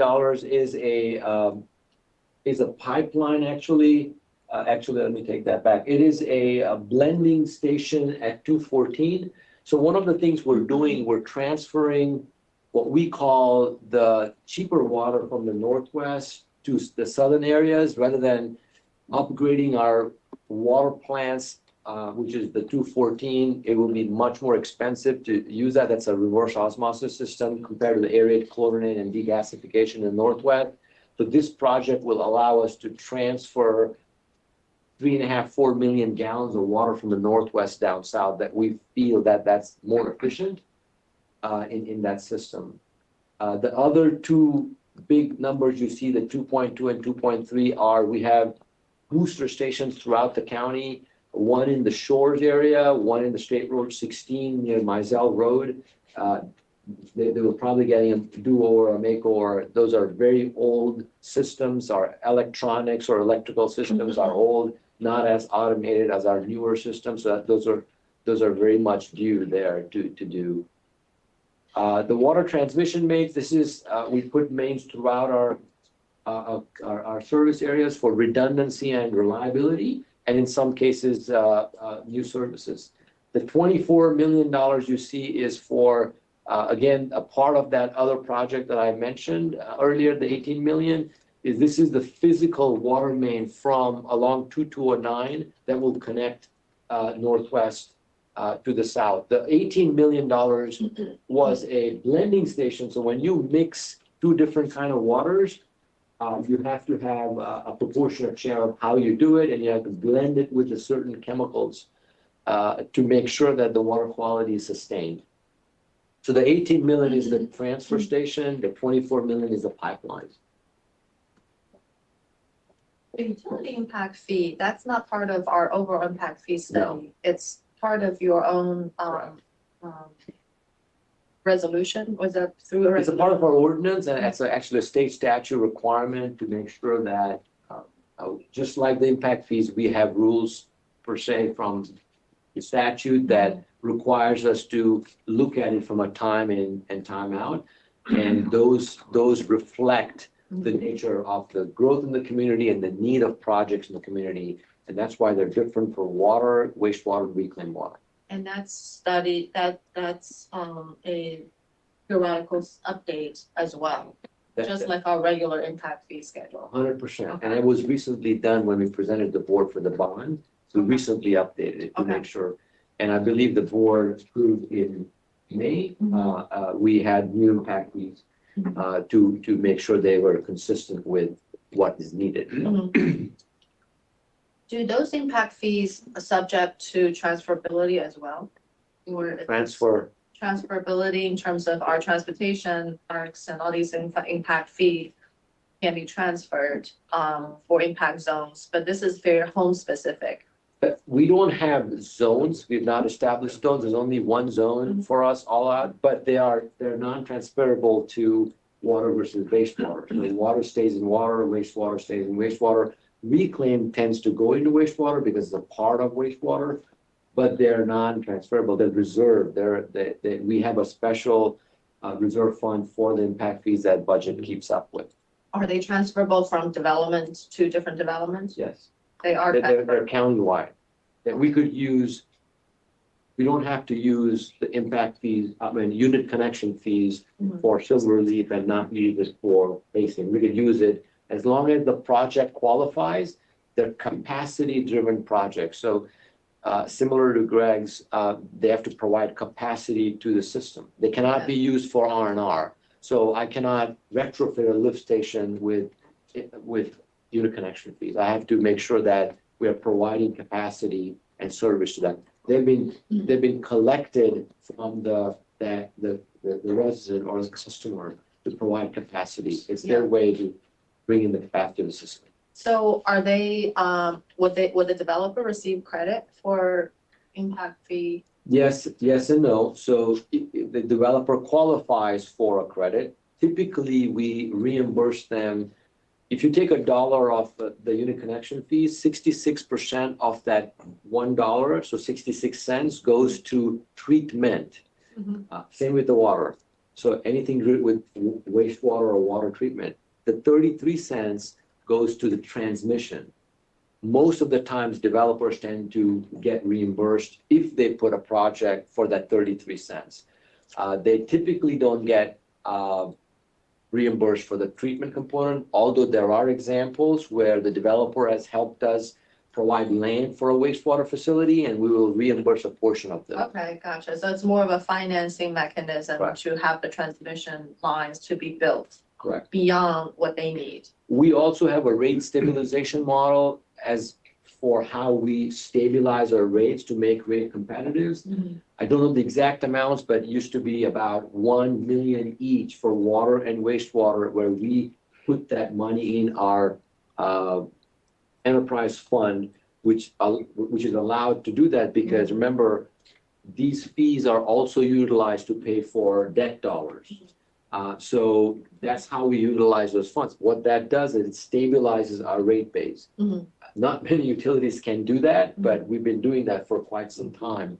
I would say at least 10, 15 years that I know. And we're able to do that because we have that revenue. Yeah, okay, sounds good. That's it. No, that's it, right? Yeah, that's it. I Good didn't job. realize it. Look at that. Wow. Good job, Dan. Thank you. I got Good a job. plus. Thank you. When we didn't finish them all, we can continue Friday. Yeah, and then just a few. Do whatever you want to do for money, I appear. Yeah. She was asking. What's your fire?